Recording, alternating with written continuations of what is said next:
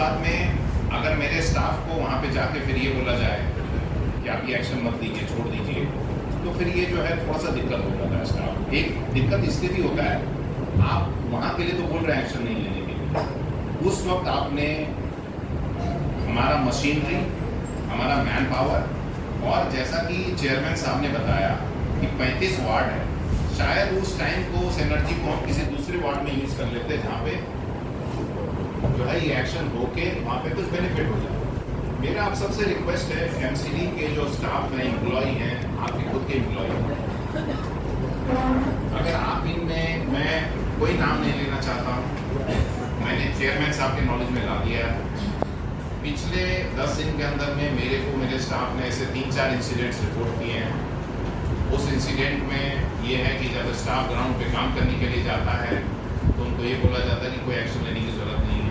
तो ऐसे सर्कमस्टांसेस में ये जो है कुछ दिक्कतें आती हैं, बिकॉज मैं तब अगर मैं उसी पार्ट को कहीं दूसरे वार्ड में डाइवर्ट कर देता तो बिकॉज मेरे पास में 35 वार्ड बहुत ही लिमिटेड मैन पावर, 6 से एलाइज है, तो इफेक्टिवली कम से कम मैं दूसरे वार्ड में उनको जो है यूटिलाइज करके उस जगह में जो है इन्फोर्समेंट करा सकता हूँ। अगर ऐसा कुछ भी अगर आप मेरे नॉलेज में पहले ही लाते हैं, आप चाहते हैं कि वहाँ पे नाम ऐसा इंटीमेशन मेरे पास में हो, तो अकॉर्डिंगली मैं तब तक उसी मैन पावर को, मैन पावर लिमिटेड और बहुत क्रिटिकल, तो मैं तब तक उसको किसी दूसरे वार्ड में यूज कर देता हूँ। 216 में तो आप अक्सर रहते हैं, हाँ, ITA से ज़्यादा लगा हुआ है, तो कोई नहीं, नेवर माइंड, मुझे कुछ फर्क नहीं पड़ता, वो तो जिधर काम है आप जाओगे, आपको जाना ही चाहिए। लेकिन जब आप फ्लाईओवर क्रॉस करते हैं तो आप देखते होंगे लेफ्ट में सारे शोरूम है गाड़ियों के, उनको किसने परमिशन दी है कि पूरी गाड़ियां वो रोड के ऊपर लगाते हैं? कम से कम 300-400 गाड़ी वो रोड पे लगती है, वो किसकी परमिशन से लगती है? अगर लगानी भी है तो क्या हमें कोई रेवेन्यू आता है? हमें जहाँ से रेवेन्यू आना चाहिए वहां से तो रेवेन्यू आ ही नहीं रहा हमारा, वो कहाँ जा रहा है? ये मेन पॉइंट है ना हमारे यहाँ से। अगर 200-300 गाड़ी हर शोरूम वाला बाहर लगाता है, अपने शोरूम में नहीं लगाता, तो उसका रेवेन्यू का वो क्यों लगाएगा रोड के ऊपर? अगर एक आदमी मेडिकल स्टोर से दवाई लेने गया चेयरमैन साहब, तो उसकी गाड़ी उठाई जाती है कि जी तो अनऑथराइज्ड पार्किंग करके गया। तो जो पार्किंग कर रहे हैं रोड के ऊपर, वो नहीं दिखाई दे रहे क्या हमारे डिपार्टमेंट को? वो तो दिखाई देते होंगे। तो सागर मार्केट में आप देखिए कि कम से कम भी 1,500-2,000 शॉप्स हैं। कार एसएससी का पूरा काम होता है वहाँ पे, और वो पूरी कार एसएससी वाले पेट्रोल पंप तक उसको इंक्लोज करते हैं रोड को, जहाँ पूरे कार एसएससी के काम होते हैं। वो क्यों लगते हैं? वो किसकी परमिशन से लगते हैं? उसके बाद मैंने आपको पिछली बार भी पॉइंट उठाया था कि जितने जिम हैं उनकी गाड़ियाँ लग जाती हैं रोड के ऊपर। तो मैं ये चाहती हूँ कि हमारे पास जो रिपोर्ट हम देंगे वो यहाँ पर दिखाई जाए, ताकि हम वो चीज आपको बताएंगे, हम दिखाएं प्रैक्टिकल। आपके जो लोग आपको बता रहे हैं वो झूठ बता रहे हैं, एक जगह से वो दिखा रहे हैं, दूसरी जगह पे। मैं आपसे एक क्वेश्चन करना चाह रही हूँ। अभी आपने बोला कि आपका PHI इतने चलान करके आया, वो किस चीज के करके आया? हमने तो PHI को कभी आज तक देखा ही नहीं इलाके में है कौन वो? जहाँ एक रेडी लगती थी वहाँ इस टाइम 10 लगती है, जहाँ 10 लगती थी वहाँ 20 लगती है, जहाँ 20 थी वहाँ 50 लगती है। तो वो PHI है। मेरे वार्ड में एटलीस्ट नोट किया जाए, मेरे वार्ड में PHI बिल्कुल नहीं रहेगा।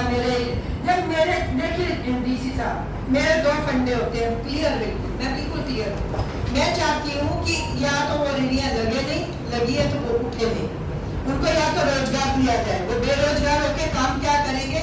चोरी चकारी करेंगे, अपने बच्चे तो सबको पाल लें। लेकिन ये किस चीज के चलान कर रहे हैं? जब वो चलान का कुछ हमें क्राइटेरिया भी तो पता होना चाहिए कि किस चीज का चलान करके आ रहे हैं। और PHI किसका चलान करता है? मान लीजिए A का करता है तो C को क्यों छोड़ रहे हैं? C का कर रहा है तो E को क्यों छोड़ रहा है? पिक एंड चूज तो नहीं कर सकता। और हमें तो यही नहीं पता कि चलान कर किस चीज का रहा है, किस चीज का चलान है, उनके पास अथॉरिटी क्या है। वो वार्ड में जाते हैं गवर्नमेंट, तो कभी उनकी शक्ल, वो तो PHI की शक्ल भी नहीं पता है कौन। ये पहली बार होगा DC साहब, पहली बार। चेयरमैन साहब, हमारे एरिया में कोई भी अधिकारी लगता है पहले काउंसलर से मिलता आके, क्योंकि हम आप जैसे DC साहब जवाब देंगे ना हमारे, हम पब्लिक के जवाब देंगे। हमें पब्लिक की एक बात 1 सेकंड में हमें फोन आ जाता है, बहन जी यहाँ से गाड़ी उठ रही है, बहन जी यहाँ से चलान हो रहा है, यहाँ से रेडी उठ रही है। मैं कहती हूँ कि पहले बात तो ये फोन ही कर देते हैं, जी हम इतनी देर में आ रहे हैं, तुम हटा लो, जब हम जाएंगे फिर लगा लो। ये सीन चल रहा है DC साहब। हम आपका भी कसूर नहीं मानते। आप एक सीट पे बैठ के सब जगह आप नहीं जा सकते, एक टाइम में और सब जगह आप कंट्रोल भी नहीं कर सकते। क्योंकि मैं सब बुरा नहीं मानिएगा, मैं एक आपको फ्रैंकली बोल रही हूँ कि हमारे जो वार्ड में PHI जाता है ना, वो वहाँ का DC बन के जाता है एज लाइक कमिश्नर, DC भी नहीं कमिश्नर।